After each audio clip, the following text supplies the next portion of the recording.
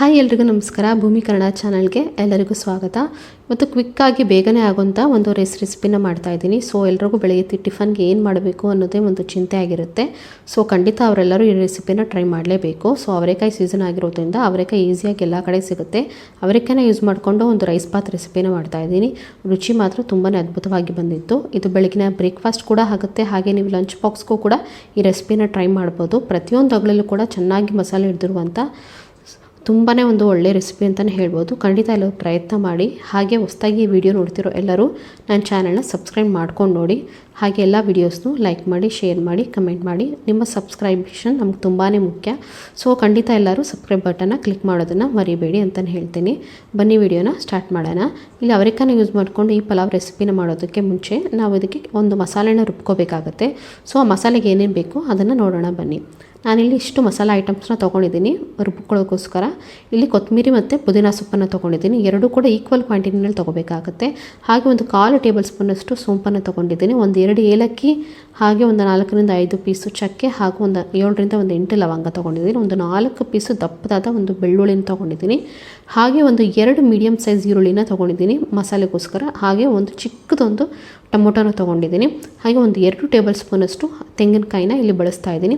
ಹಾಗೆ ಖಾರಕ್ಕೆ ಎಷ್ಟು ಬೇಕೋ ಅಷ್ಟು ನೀವು ಹಸಿಮೆಣ್ಸಿನ್ಕಾಯಿನ ಹಾಕೋಬೋದು. ಖಾರ ನೋಡಿಕೊಂಡು ನೀವು ಹಸಿಮೆಣ್ಸಿನ್ಕಾಯಿನ ಹಾಕ್ಕೊಳ್ಳಿ. ಇಷ್ಟು ಮಸಾಲೆನ ನೀವು ರುಬ್ಕೊಂಡು ಬರಬೇಕಾಗುತ್ತೆ. ನಾವೇನಿಲ್ಲಿ 3 ಜನಕ್ಕೆ ಹಾಕೋಷ್ಟು ಮಸಾಲೆನ ತೊಗೊಂಡಿದ್ದೀವಿ. ನೀವು ಕ್ವಾಂಟಿಟಿ ನೋಡಿಕೊಂಡು ಮಸಾಲೆನ ಹೆಚ್ಚಿಸ್ಕೊಬೋದು. ಇಲ್ಲಿ ನೆಕ್ಸ್ಟ್ ನಾನಿಲ್ಲಿ ಕುಕ್ಕರ್ನ ಇಟ್ಕೊಂಡಿದ್ದೀನಿ. ಕುಕ್ಕರ್ಗೆ ಎಣ್ಣೆನ ಹಾಕ್ಕೊಂಡಿದ್ದೀನಿ. ನಾನು ಒಂದು 7ರಿಂದ 8 ಟೇಬಲ್ ಸ್ಪೂನಷ್ಟು ಎಣ್ಣೆನ ಹಾಕ್ಕೊಂಡಿದ್ದೀನಿ. ಹಾಗೆ ಇದಕ್ಕೆ ಒಗ್ಗರಣೆಗೆ ನಾನು ಒಂದು 2ರಿಂದ 3 ಪಲಾವ್ ಎಲೆ, ಒಂದೇ ಒಂದು ಮರಾಠ ಮಗ್ಗು, ಹಾಗೂ 2 ಏಲಕ್ಕಿನ ಬಳಸ್ತಾ ಇದ್ದೀನಿ. ಇಷ್ಟು ಹಾಕ್ಕೊಂಡ್ರೆ ಸಾಕಾಗುತ್ತೆ. ಜಾಸ್ತಿ ಮಸಾಲೆ ಐಟಮ್ಸ್ ಹಾಕಿದ್ರೂ ಇದು ಚೆನ್ನಾಗಿರೋದಿಲ್ಲ. ನೆಕ್ಸ್ಟು ಒಂದು 2 ಮೀಡಿಯಮ್ ಸೈಜ್ ಈರುಳ್ಳಿನ ಹಾಕ್ಕೊಂಡಿರ್ತಾ ಇದ್ದೀನಿ ಒಗ್ಗರಣೆಗೋಸ್ಕರ. ಸೊ ಈರುಳ್ಳಿನ ಹಾಕಿ ಚೆನ್ನಾಗಿ ಫ್ರೈ ಮಾಡ್ಕೋಬೇಕಾಗತ್ತೆ.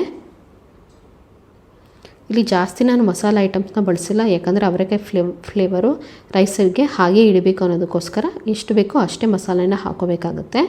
ಇದಕ್ಕೆ ನಾನು 1 ಟೇಬಲ್ ಸ್ಪೂನಷ್ಟು ಶುಂಠಿ ಪೇಸ್ಟ್ನ ಯೂಸ್ ಮಾಡ್ತಾಯಿದ್ದೀನಿ. ನೀವು ಡೈರೆಕ್ಟ್ ರುಬ್ಕೋಬೇಕಾದ್ರೂ ಕೂಡ ನೀವು ಶುಂಠಿನ ಬಳಸ್ಬೋದು. ಶುಂಠಿ ಪೇಸ್ಟ್ನ ಹಾಕಿ ಅದು ಹಸಿ ವಾಸನೆ ಹೋಗೋವರೆಗೂ ಇದನ್ನು ಚೆನ್ನಾಗಿ ಗ್ರೈಂಡ್ ಮಾಡ್ಕೋಬೇಕಾಗುತ್ತೆ. ಸೊ ಇದನ್ನು ಚೆನ್ನಾಗಿ ಹುರ್ಕೊಂಡಾದಮೇಲೆ ನಾನಿಲ್ಲಿ ಅವರೆಕಾಯಿನ ಹಾಕ್ತಾಯಿದ್ದೀನಿ. ನಾನಿಲ್ಲಿ 1 ಕಪ್ಪಷ್ಟು ಹಸಿ ಅವರೆಕಾಯಿನ ತೊಗೊಂಡಿದ್ದೀನಿ. ಅದನ್ನು ಒಗ್ಗರಣೆಗೆ ಹಾಕ್ತಾಯಿದ್ದೀನಿ. ನಾನಿಲ್ಲಿ ಅವರೆಕಾಯಿ ಜೊತೆಗೆ ಬೇರೆ ಯಾವ ತರಕಾರಿನೂ ಬಳಸ್ತಾ ಇಲ್ಲ. ಸೊ ಬರೀ ಅವರೆಕಾಯಿನ ಆಗಿರೋದ್ರಿಂದ ನಾನು 1 ಕಪ್ ಅಷ್ಟು ತೊಗೊಂಡಿದ್ದೀನಿ. ನಿಮಗೆ ಎಷ್ಟು ಬೇಕೋ ಅಷ್ಟು ನೀವು ಅವರೆಕಾಯಿನ ಹಾಕೋಬೋದು.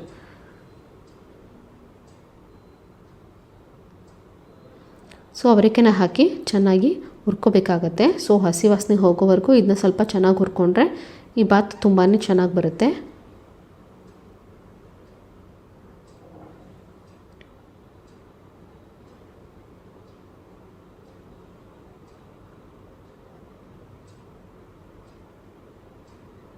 ಸೊ ಇದನ್ನ ಒಂದು 2ರಿಂದ 3 ನಿಮಿಷ ಎಣ್ಣೆಯಲ್ಲಿ ಚೆನ್ನಾಗಿ ಫ್ರೈ ಮಾಡ್ಕೊಳ್ಳಿ. ಸೊ ಅವರೆಕಾಯಿ ಫ್ಲೇವರ್ ಎಲ್ಲ ಎಣ್ಣೆಯಲ್ಲಿ ಬಿಟ್ಕೊಳ್ಳುತ್ತೆ.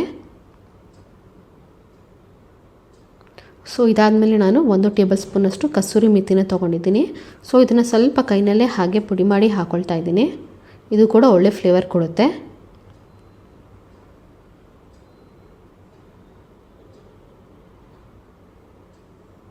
ಹಾಗೆ ನೆಕ್ಸ್ಟು ನಾನು ರುಚಿಗೆ ತಕ್ಕಷ್ಟು ಉಪ್ಪನ್ನು ಹಾಕ್ಕೊಳ್ತಾ ಇದ್ದೀನಿ.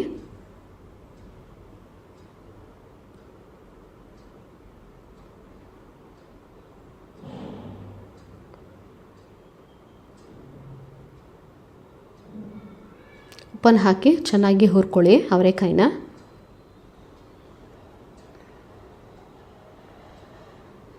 ಈ ಅವರೆಕಾಯಿನ ಒಂದು 2ರಿಂದ 3 ನಿಮಿಷ ಚೆನ್ನಾಗಿ ಹಸಿ ವಾಸನೆವರೆಗೂ ಹೋಗೋವರೆಗೂ ಹುರ್ಕೊಂಡಾದಮೇಲೆ ನಾನು ರುಬ್ಬಿಟ್ಕೊಂಡಿರೋ ಪೇಸ್ಟ್ನ ಇಲ್ಲಿ ಹಾಕ್ಕೊಳ್ತಾ ಇದ್ದೀನಿ.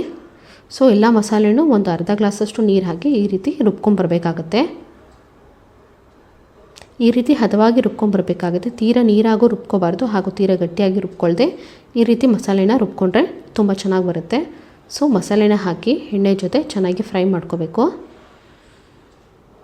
ಸೊ ಎಲ್ಲ ಹಸಿಯನ್ನೇ ನಾವು ಹಾಕ್ಕೊಂಡಿರೋದ್ರಿಂದ ಸೊ ಇದನ್ನು ಚೆನ್ನಾಗಿ ಎಣ್ಣೆಯಲ್ಲಿ ಫ್ರೈ ಮಾಡ್ಕೊಳ್ಳೇಬೇಕಾಗತ್ತೆ. ಸೊ ಇದಕ್ಕೆ ಜಾರಲ್ಲಿರೋ ನೀರನ್ನು ಸ್ವಲ್ಪ ಸೇರಿಸಿ ಇದಕ್ಕೆ ಹಾಕ್ಕೊಳ್ತಾ ಇದ್ದೀನಿ.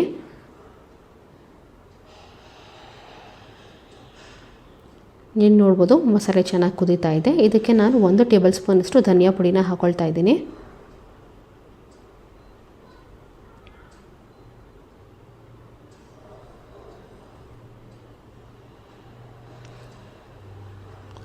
ಹಾಕಿ ಚೆನ್ನಾಗಿ ಒಂದು ಸಲ ಮಿಕ್ಸ್ ಮಾಡ್ಕೊಳ್ಳಿ. ಮಸಾಲೆ ಚೆನ್ನಾಗಿ ಕುದಿ ಬರಬೇಕು. ಕುದಿ ಬಂದು ಅದು ಎಣ್ಣೆ ಬಿಟ್ಕೊಳ್ಳೋವರೆಗೂ ಇದನ್ನು ಚೆನ್ನಾಗಿ ನೀವು ಕುದಿಸ್ಕೋಬೇಕಾಗತ್ತೆ. ನೆಕ್ಸ್ಟ್ ಇದಕ್ಕೆ ಒಂದೇ ಒಂದು ಚಿಕ್ಕ ಟೊಮೊಟೊನ ಈ ರೀತಿ ಚಿಕ್ಕದಾಗಿ ಕಟ್ ಮಾಡ್ಕೊಂಡು ಹಾಕೊಳ್ತಾ ಇದ್ದೀನಿ. ಆಲ್ರೆಡಿ ಟೊಮೊಟೊನ ರುಬ್ಕೊಳ್ಳೋಕೆ ಹಾಕೊಂಡಿರೋದ್ರಿಂದ ಒಂದೇ ಒಂದು ಚಿಕ್ಕ ಟೊಮೊಟೊನ ಇದಕ್ಕೆ ಒಗ್ಗರಣೆಗೆ ಹಾಕೊಂಡ್ರೆ ಸಾಕಾಗುತ್ತೆ. ಸೊ ಟೊಮೊಟೊನ ಹಾಕಿ ಚೆನ್ನಾಗಿ ಒಂದು ಸಲ ಮಿಕ್ಸ್ ಮಾಡ್ಕೊಳ್ಳಿ. ಮಸಾಲೆ ಚೆನ್ನಾಗಿ ಕುದಿಯೋದಕ್ಕೆ ಬಿಡಬೇಕಾಗುತ್ತೆ. ನೀವು ನೋಡ್ತಿರ್ಬೋದು ಚೆನ್ನಾಗಿ ಮಸಾಲೆ ಕುದೀತಾ ಇದೆ, ಹಾಗೆ ಎಣ್ಣೆನೆಲ್ಲ ಸುತ್ತ ಬಿಟ್ಕೊಳ್ತಾ ಇದೆ. ಸೊ ಅಲ್ಲಿವರೆಗೂ ನೀವು ಮಸಾಲೆನ ಚೆನ್ನಾಗಿ ಕುದಿಸ್ಕೊಳ್ಳಿ.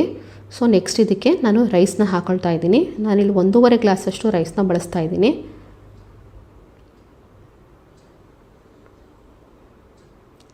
ರೈಸ್ನ ಹಾಕಿ ಮಸಾಲೆ ಜೊತೆಗೆ ಚೆನ್ನಾಗಿ ಒಂದು 3 ರಿಂದ 4 ನಿಮಿಷ ಚೆನ್ನಾಗಿ ಫ್ರೈ ಮಾಡ್ಕೊಳ್ಳಿ ಲೋ ಫ್ಲೇಮಲ್ಲಿ.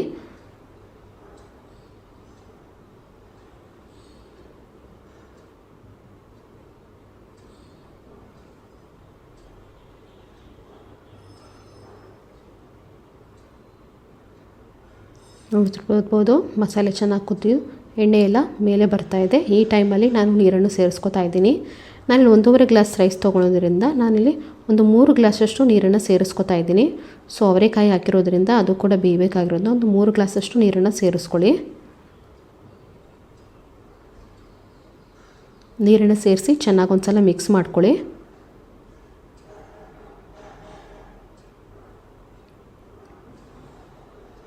ಚೆನ್ನಾಗಿ ಮಿಕ್ಸ್ ಮಾಡಿ ಒಂದು ಮೀಡಿಯಮ್ ಫ್ಲೇಮಲ್ಲಿ ಇದನ್ನು ಚೆನ್ನಾಗಿ ಕುದಿಯೋದಕ್ಕೆ ಬಿಡಬೇಕಾಗುತ್ತೆ. ನೋಡ್ತಿರ್ಬೋದು ಎಣ್ಣೆ ಎಲ್ಲ ಹೇಗೆ ಸುತ್ತ ಮೇಲ್ಗಡೆ ಬಂದಿದೆ, ಹಾಗೂ ಮಸಾಲೆ ಕೂಡ ತುಂಬ ಚೆನ್ನಾಗಿ ಕುದೀತಾ ಇದೆ.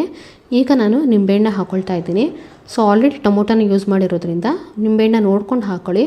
ಒಂದು 1/4 ಚಮಚ ಆಗೋಷ್ಟು ನಿಂಬೆಹಣ್ಣು ನಾನಿಲ್ಲಿ ನಿಂಬೆ ರಸನ ಯೂಸ್ ಮಾಡ್ತಾ ಇದ್ದೀನಿ. ಒಂದು 4 ರಿಂದ 5 ಡ್ರಾಪ್ ಆದರೆ ಸಾಕಾಗುತ್ತೆ ನಿಂಬೆ ಹುಳಿ. ಇದಕ್ಕೆ ಕೊನೆಯದಾಗಿ ನಾನು ತುಪ್ಪನ ಹಾಕ್ಕೊಳ್ತಾ ಇದ್ದೀನಿ. ತುಪ್ಪನ ಹಾಕೊಳ್ಳೋದ್ರಿಂದ ಒಳ್ಳೆ ಫ್ಲೇವರ್ ಬರುತ್ತೆ, ಹಾಗೆ ರುಚಿ ಕೂಡ ತುಂಬಾ ಚೆನ್ನಾಗಿರುತ್ತೆ ರೈಸ್ ಬಾತು. ಸೊ ಕೊನೆಯಲ್ಲಿ ಕುಕ್ಕರ್ ಮುಚ್ಚೋದಕ್ಕಿಂತ ಮುಂಚೆ ಒಂದೇ 1 ಟೇಬಲ್ ಸ್ಪೂನಷ್ಟು ತುಪ್ಪನ ಹಾಕ್ಕೊಳ್ಳಿ. ತುಪ್ಪನ ಹಾಕ್ಕೊಂಡು ಚೆನ್ನಾಗಿ ಒಂದು ಸಲ ಮಿಕ್ಸ್ ಮಾಡ್ಕೊಳ್ಳಿ. ಮಸಾಲೆ ಚೆನ್ನಾಗಿ ಕುದೀತಾ ಇದೆ, ಹಾಗೂ ಎಣ್ಣೆ ಕೂಡ ಮೇಲ್ಗಡೆ ಬಿಟ್ಕೊಳ್ತಾ ಬರ್ತಾ ಇದೆ. ನೋಡಿ ಇಲ್ಲಿವರೆಗೂ ನೀವು ಮಸಾಲೆನ ಚೆನ್ನಾಗಿ ಕುದಿಸ್ಕೋಬೇಕಾಗುತ್ತೆ ಅಕ್ಕಿ ಜೊತೆ.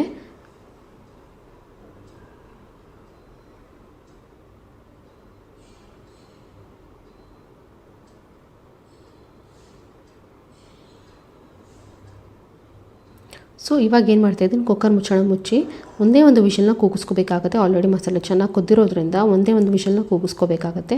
ನೋಡಿ ಇಲ್ಲಿ ಒಂದು ವಿಷಲ್ ಆಲ್ರೆಡಿ ಕೂಗಿದೆ. ನಾನು ಸ್ಟವ್ನ ಆಫ್ ಮಾಡಿ ಪ್ರೆಷರ್ನೆಲ್ಲ ಇಳ್ದಿದೆ. ಈಗ ಚೆನ್ನಾಗಿ ನಾನು ಮಸಾಲೆ ಬಾತನ್ನ ಚೆನ್ನಾಗಿ ಮಿಕ್ಸ್ ಮಾಡ್ಕೋತಾ ಇದ್ದೀನಿ. ನೋಡ್ತಿರ್ಬೋದು ಪ್ರತಿಯೊಂದು ಅಗಳಿಗೂ ಕೂಡ ಮಸಾಲೆ ಚೆನ್ನಾಗಿ ಹಿಡ್ದಿದೆ. ರೈಸ್ ಬಾತ್ ಕೂಡ ತುಂಬಾ ಚೆನ್ನಾಗಿ ಬಂದಿದೆ. ಇದು ಮಧ್ಯಾಹ್ನ ಲಂಚ್ ಬಾಕ್ಸು ಕೂಡ ಒಳ್ಳೆ ರೆಸಿಪಿ ಅಂತಲೇ ಹೇಳ್ಬೋದು. ಈಗ ಚೆನ್ನಾಗಿ ಒಂದು ಕಡೆಯಿಂದ ಮಿಕ್ಸ್ ಮಾಡ್ಕೊಂಡು ಬರಬೇಕಾಗತ್ತೆ.